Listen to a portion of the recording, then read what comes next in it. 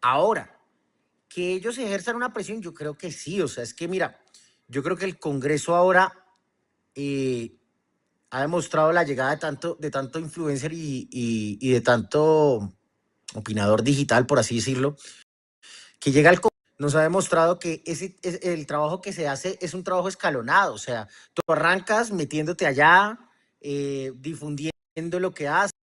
Entonces, según el señor Osvaldo Ortiz, que es terrible, terrible, él va a tener la tarea de que mañana el Centro Democrático en la Comisión Cuarta vota con el Pacto Histórico un proyecto, así sea el mejor proyecto para el país, y este señor va a salir corriendo a difundirlo en redes sociales para golpear al gobierno, al Partido Centro Democrático. Eso es una, o sea, esa fue la misma clave que utilizó la izquierda cuando empieza el auge de los influencers de izquierda metidos dentro del Congreso, la misma clave. Entonces salían y cuestionaban, entonces este partido le está regalando el poder a Duque, este partido está siendo cómplice de lo que está haciendo Duque contra el estallido social. Y al final de cuentas, esos partidos que criticaron los influencers de izquierda en 2018-2022 fueron los partidos que le garantizaron a Petro eh, un manejo de gobierno de 4 años. Porque donde esos partidos no hubieran acompañado el gobierno durante los 4 años o no hubiera estado metido dentro de la burocracia del gobierno, hoy esos partidos, hoy el presidente Petro no hubiera pasado ni siquiera una de sus reformas.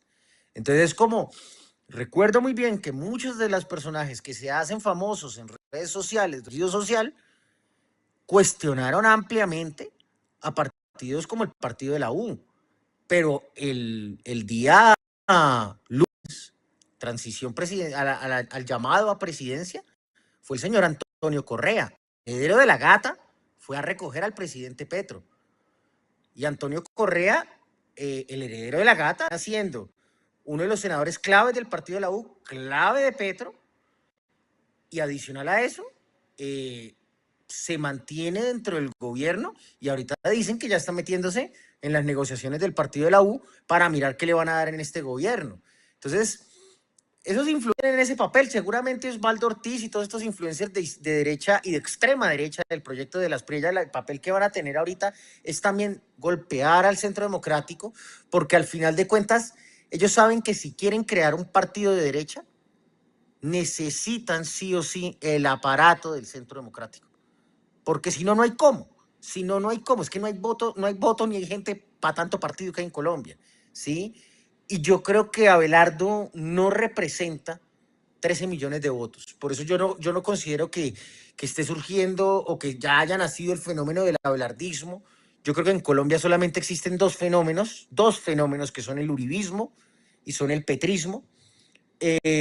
Lo demás son proyectos políticos que se van naufragando, proyectos políticos que se quedan en la mitad del camino, o proyectos políticos que logran llegar a un gobierno, pero salen de un momento a otro. Entonces, si Abelardo, lo que yo les decía ahorita, si Abelardo logra tener proyecto político, para lograr tener proyecto político necesitará el Congreso, necesitará entablar una buena relación con las Cortes, porque no nos olvidemos, miren, las Cortes fueron las que bloquearon el gobierno de Álvaro Uribe, que venía con una victoria rasante en primera vuelta y con una popularidad altísima. Las Cortes le bloquearon su segundo gobierno.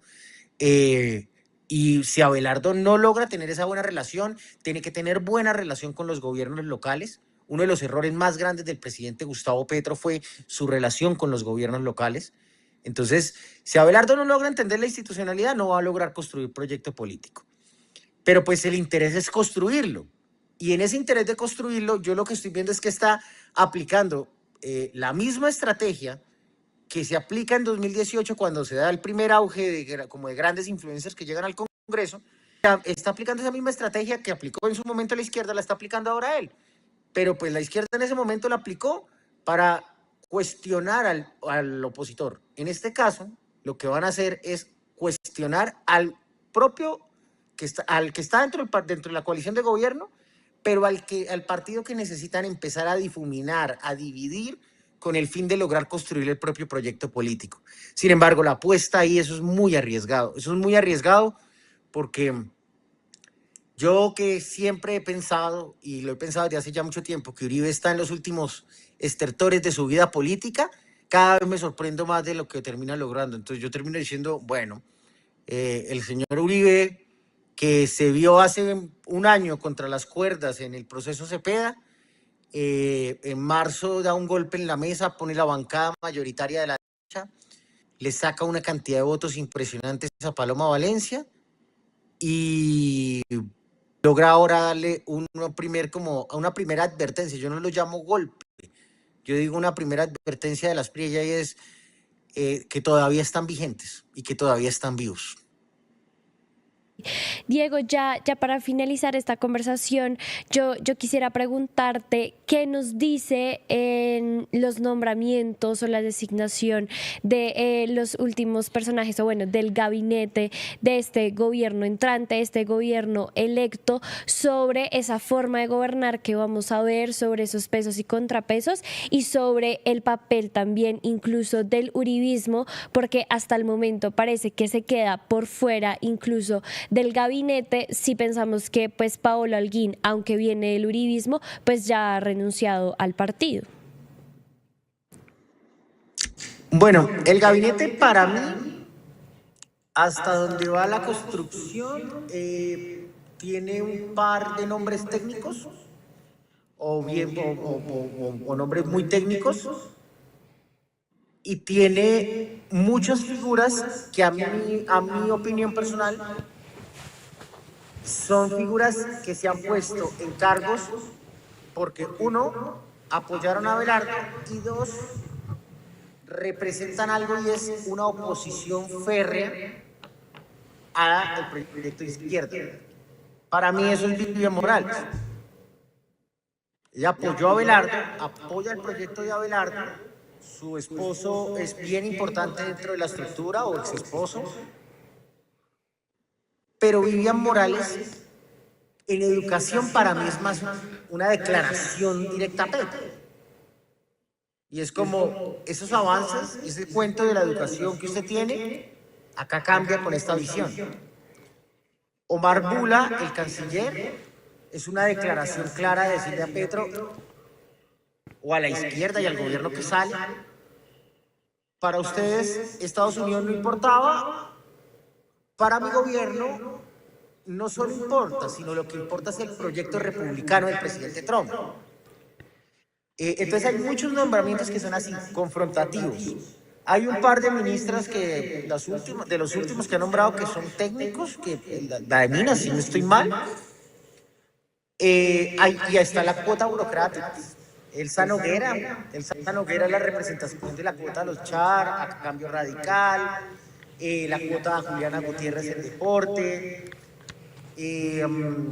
Digamos que hay una serie de cuotas que ya quedan muy claras, que son visibles dentro de lo que es la conformación de este gabinete. Ahora, yo te diría, Mariana, que el Centro Democrático se quede sin gabinete. Yo creo que eso es lo que pasó, o sea, que como no se le ha dado al Centro Democrático el juego que ellos quieren dentro del proyecto político de las Priella, pues literal el Centro Democrático le para una pelea en el Congreso, y de las Priella pues vamos a ver cómo reacciona. Seguramente no le vaya a dar un ministerio, pero recordemos otra cosa, ¿no? El aparato del Estado es tan grande que tenemos tantas dependencias, tantos aparatos administrativos, entidades descentralizadas, entidades administrativas y tantas embajadas, que todavía hay mucho por repartir. ¿Qué es lo que creo? Que no va a haber acuerdos sobre ministerios, o no creería que Abelardo vaya a dar un acuerdo sobre ministerios.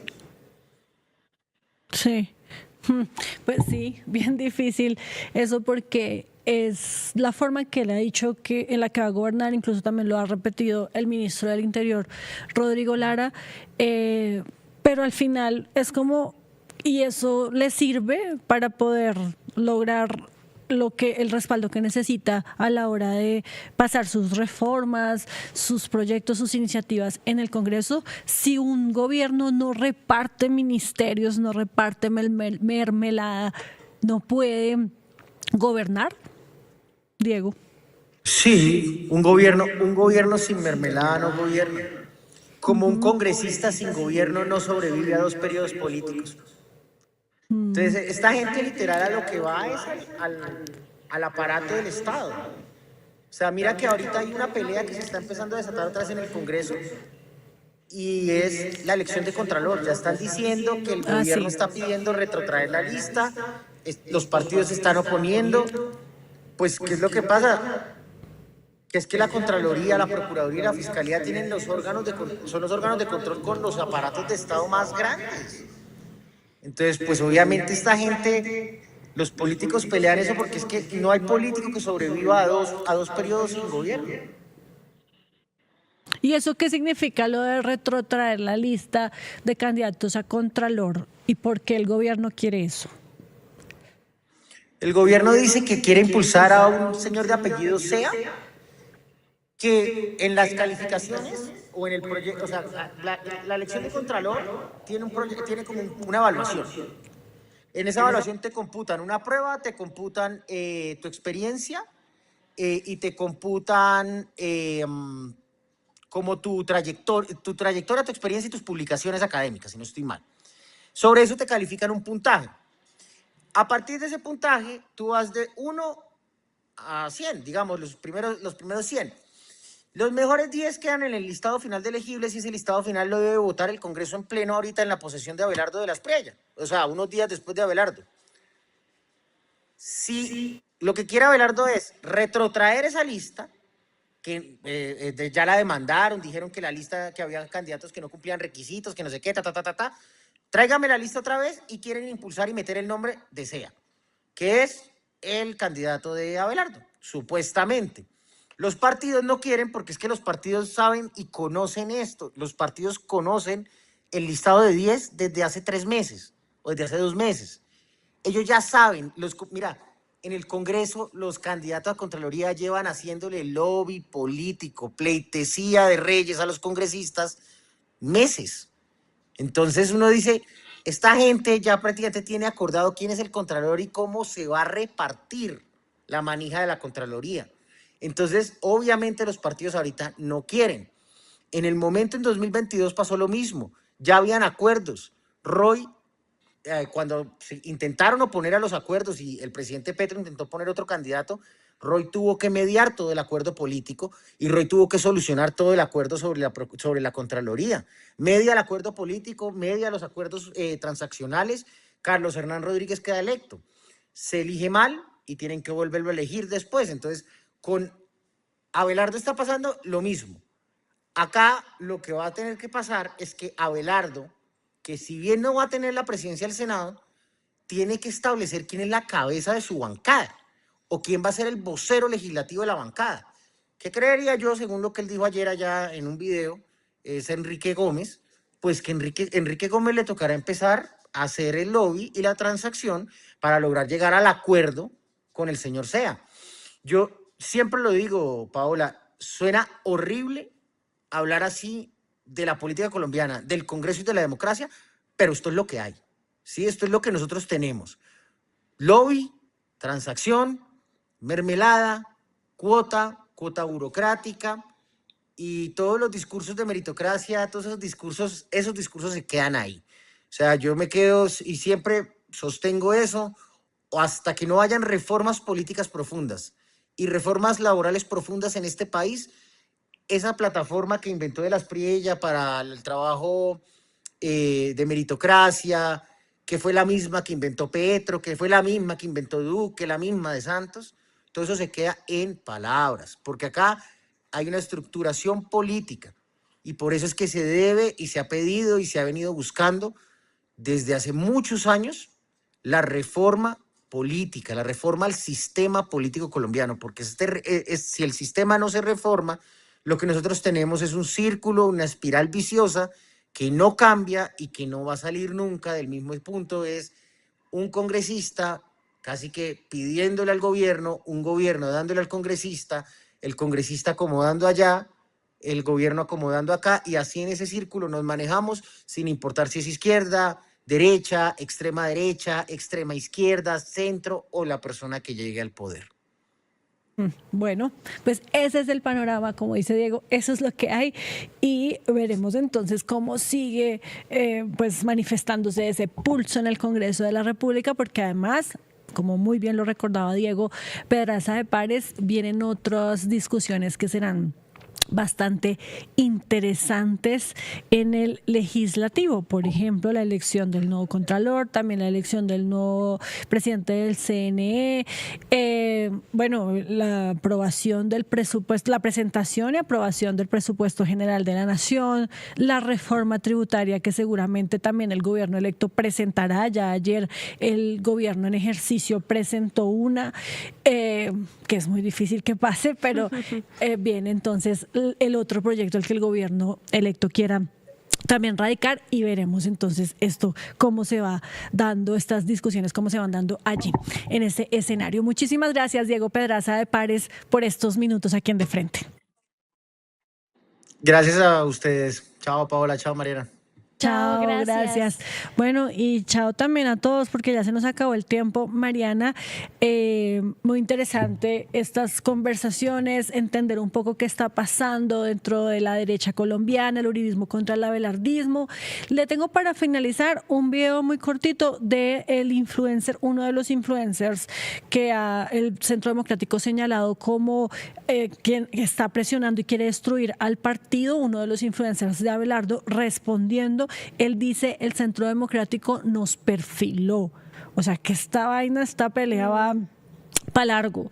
O por lo menos con estas personas. No sé qué tan importantes son estas personas en el abelardismo. Yo diría que mucho, porque son los sectores que respaldaron la campaña y que son bastante radicales, y los que hoy están generando pues esta fricción con el uribismo, entre el abelardismo y el uribismo. ¿Qué dijo el señor Vincent?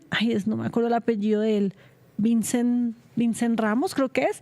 Bueno, el influencer, uno de los influencers, Vincent Ramos, sí, uno de los influencers señalados por el uribismo, esto respondió, veamos.